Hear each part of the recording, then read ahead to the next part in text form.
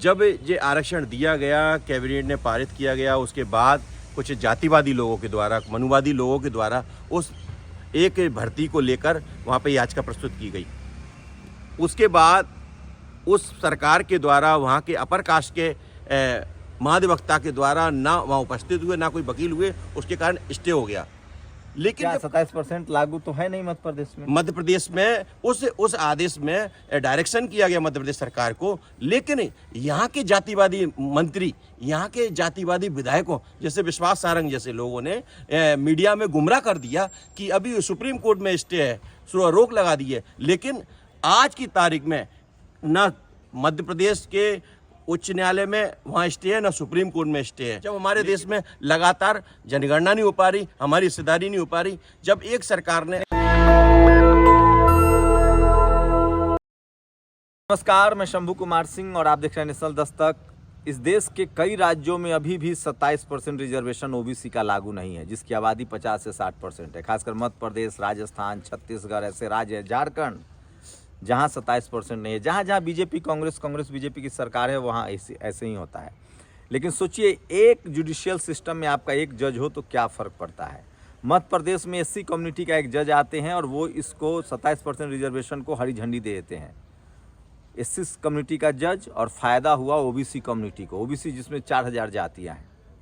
तो जब तक जुडिशरी में आपकी भागीदारी नहीं होगी, इस तरह के खेल नहीं हो सकता, आपको फ़ायदा नहीं मिलेगा। अब तक जो हाई कोर्ट, सुप्रीम कोर्ट है, वहाँ से एससी एसटी ओबीसी के खिलाफ ही फैसले आते रहे हैं, खासकर संवैधानिक अधिकारों के खिलाफ। जब मंडल कमीशन लागू हुआ तो क्रीमी लेयर आ गया, 27% रिजर्वेशन नहीं है। बिहार में जाति जनगणना हुई, रिजर्वेशन का आंकड़ा 50% से आगे बढ़ाया गया तो वहाँ रोक लगा दी गई। लेकिन एक शेड्यूल कास्ट का जज हो तो आपको कैसे, तो इसलिए जुडिशियल सिस्टम में भागीदारी कैसे बदल देता है। लेकिन राजस्थान में बीजेपी की सरकार है, उसी तरह से मध्य प्रदेश में भी बीजेपी की सरकार है, छत्तीसगढ़ में बीजेपी की सरकार है। बीजेपी कह रही है हम डाइवर्सिटी दे रहे हैं, भागीदारी दे रहे हैं। वो मुख्यमंत्री तो बना रहे हैं ओबीसी को, आदिवासी को, लेकिन 27% रिजर्वेशन इम्प्लीमेंट नहीं कर रहे हैं ताकि उस समाज का भला हो। मुख्यमंत्री एक परिवार का हो सकता है, लेकिन रिजर्वेशन पूरे ओबीसी कम्युनिटी को फ़ायदा पहुंचाता है। मेरे साथ इस लड़ाई को लड़ने वाले तमाम लोग हैं। कुशवाहा जी हैं जो लगातार इस लड़ाई को लड़ रहे हैं। हाई कोर्ट के जज ने इसको हरी झंडी दे दी। कितने साल से मामला लंबित था? देखिए, ये 2019 में पूर्व की सरकार के द्वारा ये 27% आरक्षण दिया गया। जब ये आरक्षण दिया गया, कैबिनेट ने पारित किया गया, उसके बाद कुछ जातिवादी लोगों के द्वारा, मनुवादी लोगों के द्वारा उस एक भर्ती को लेकर वहाँ पे याचिका प्रस्तुत की गई।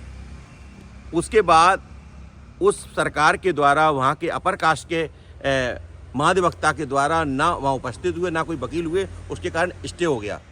लेकिन जब कानून बनने के बाद, जब वो जो अच्छा, सरकार ने लागू किया और सरकार के जो वकील थे वो जनरल कैटेगरी के थे, तो उपस्थित ही नहीं हुए, मामला स्टे हो गया। जज साहब को भी बहाना मिल गया। सोचिए, वकील जो है वो जनरल कैटेगरी का था, सरकारी वकील था, सरकार का फैसला था, लेकिन वो सरकार से भी बड़ा आदमी निकला, वो नहीं गया। यही हुआ था मंडल कमीशन जब लागू हुआ था, तो पैसा देने के बावजूद सुप्रीम कोर्ट में कोई वकील नहीं जाता था। लालू यादव ने कई वकीलों को कहा था, उसी के बदले में राम जेठमलानी जी को मेंबर ऑफ पार्लियामेंट भी बनाया।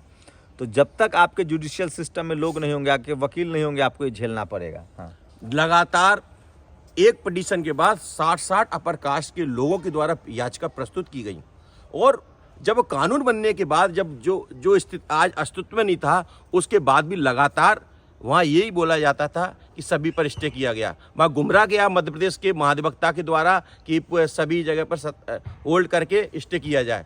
लेकिन जब ये बात, बहुत अच्छी बात कही कि जब तक जुडिशरी में हमारे जज नहीं होंगे, हमारे लोगों की भागीदारी नहीं होगी, हमको न्याय नहीं मिलेगा। तो ये फैसला कब आया? ये 28 जनवरी को एक ऐतिहासिक फैसला, पिछड़े वर्ग के हिस्सेदारी को लेकर इतना बड़ा फैसला आया, और इसका ओबीसी महासभा, तमाम एससी एसटी ओबीसी के संगठनों ने स्वागत किया। क्या नाम है जज साहब? जस्टिस सुरेश कुमार कैत साहब हैं, और लगातार वो पूरी तरह से न्यायपूर्ण जजमेंट हुआ। और जिस प्रकार से कैप की लिमिटेशन की बात कही, उनके द्वारा उस जजमेंट में ये भी कहा गया कि जो इंदिरा साहनी का जजमेंट में 50% उसके सारे कंटेक्ट लेते हुए उन्होंने 50% की कैप को भी बाहर करते हुए रिजर्वेशन को बढ़ाने का मध्य प्रदेश सरकार को कहा गया। तो क्या 27% लागू तो है नहीं मध्य प्रदेश में? मध्य प्रदेश में उस आदेश में डायरेक्शन किया गया मध्य प्रदेश सरकार को, लेकिन यहाँ के जातिवादी मंत्री, यहाँ के जातिवादी विधायकों जैसे विश्वास सारंग जैसे लोगों ने मीडिया में गुमराह कर दिया कि अभी सुप्रीम कोर्ट में स्टे है, रोक लगा दी है। लेकिन आज की तारीख में ना मध्य प्रदेश के उच्च न्यायालय में वहाँ स्टे है, ना सुप्रीम कोर्ट में स्टे है। लेकिन मैं आपको बताना चाहता हूँ कि ये पूरी तरह से ये स्पष्ट हो चुका है। तो मुख्यमंत्री तो ओबीसी कम्युनिटी से देखिए, वो जिस प्रकार से एक सील वाला जो मुख्यमंत्री होता है, नाम के दरोगा हैं, इस टाइप के मुख्यमंत्री हमारे हैं, जो कि अगर ये 4 मुख्यमंत्री होने के बाद 27% आरक्षण लागू नहीं हो पाया। शर्म की बात है हमें, जब हमारे देश में लगातार जनगणना नहीं हो पा रही, हमारी हिस्सेदारी नहीं हो पा रही, जब एक सरकार ने तो क्या मुख्यमंत्री का कोई बयान आया है? मुख्यमंत्री ने अभी तक कुछ बोला नहीं है। हमेशा जब हम लोग गए हैं तो कह रहे बस न्यायालय का बहाना देकर, अब तो न्यायालय से मिल गई ना, मिल गया। उसके बाद भी जब माननीय हाई कोर्ट के द्वारा जस्टिस साहब ने इसको आदेशित किया गया, सरकार को डायरेक्शन किया गया कि तुरंत इंप्लीमेंट दिया जाए, जो 13% होल्ड है उनको तुरंत ना उन लोगों को जो अभ्यर्थी उनको तुरंत उनको भर्ती किया जाए, और बात 27% आरक्षण है उनको तुरंत उनसे और भी भर्तियां किए जाए। लेकिन अभी तक इस प्रकार का कोई मध्य प्रदेश में ठोस कदम मध्य प्रदेश की सरकार नहीं कर पा रही है। नहीं तो मुख्यमंत्री जी क्या कोई प्रतिक्रिया आई है कि अभी तक मुख्यमंत्री जी के द्वारा कोई प्रतिक्रिया नहीं आई, न उमा भारती ने इस बात के लिए कहा। और दूसरी बात मैं बहुत एक स्पष्ट कहना चाहता हूं कि भारतीय जनता पार्टी के ओबीसी के विधायक मंत्रियों के द्वारा भी इस पर कोई प्रतिक्रिया नहीं आई। बड़ा दुर्भाग्य। कितने विधायक होंगे यहाँ ओबीसी? लगभग यहाँ पे 25 से 30 विधायक ओबीसी के हैं यहाँ पे। मंत्री कितने हैं? मंत्री भाजपा के। ओबीसी, मैं वही पूछ रहा हूँ, ओबीसी कमेटी के मंत्री कितने? मंत्री यहाँ पे कम से कम 10 मंत्री होंगे यहाँ पे मध्य प्रदेश में, लेकिन उनका कोई भी प्रतिक्रिया नहीं आई। मैंने देखा दक्षिण भारत के SC ST के सांसदों को देखा, वो इतना चिंतन करते अपने वर्ग के लिए, लेकिन उत्तर भारत के और खासकर मध्य प्रदेश के तो उनके मुंह से आवाज नहीं निकल रही। दुर्भाग्य की बात है। और मैं धन्यवाद देता हूं ऐसे निर्णय को, जो एक दलित समाज के, एक वंचित समाज से, एक गरीब समाज से जस्टिस साहब ने इस न्यायपूर्ण पिछड़ों को हिस्सेदारी दी, उस निर्णय के माध्यम से दिया। जो पूर्ण रूप से पिछड़े, अभी तक पिछड़े थे, वो आज पूरी तरह से हिस्सेदारी के रूप में सशक्त है। मैं बताना ये चाह रहा हूँ कि जब तक जुडिशियल सिस्टम में SC ST OBC के लोग नहीं आएंगे, उनके हक अधिकार के बारे में फैसला नहीं होगा। मध्य प्रदेश हाई कोर्ट में एक SC समाज के जज आते हैं, OBC का 27% का कैप हट जाता है।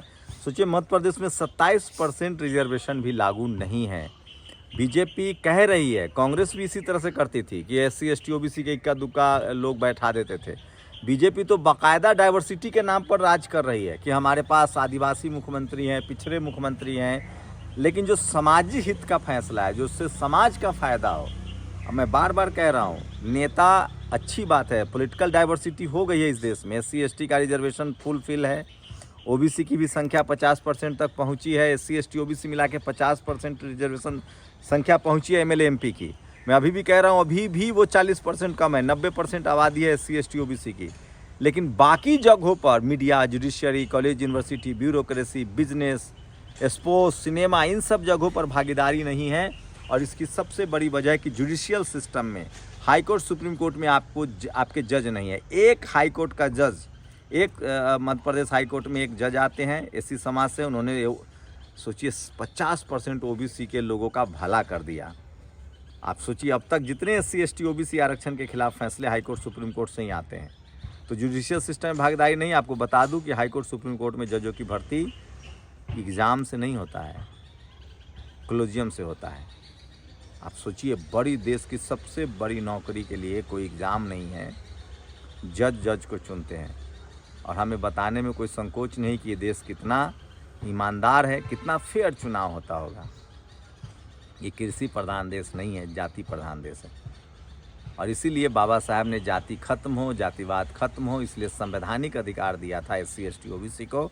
और साथ ही जुडिशियल सिस्टम में भी उन्होंने जुडिशियल कमीशन बनाने की बात कही थी। आती जाती रहती हैं सरकारें, वो जैसी जुडिशियल कमीशन बनाने की बात करती है, जो जजों का जो लॉबी है, जिसमें जनरल कैटेगरी की ही भरमार है, वो सक्रिय हो जाते हैं। आप लोग अपनी प्रतिक्रिया जरूर दीजिए। शुक्रिया धर्मेंद्र हमसे बातचीत करने के लिए। शंभू कुमार सिंह, नेशनल दस्तक, भोपाल। नेशनल दस्तक की आपसे गुजारिश है कि अगर इसको बचाना चाहते हैं तो नेशनल दस्तक को सब्सक्राइब करने के लिए रेड कलर के सब्सक्राइब बटन को दबाएं, फिर बेल आइकन की घंटी दबाएं। नेशनल दस्तक को बचाने के लिए बहुत जरूरी है कि हर खबर को शेयर करें, लाइक करें, कमेंट जरूर करें।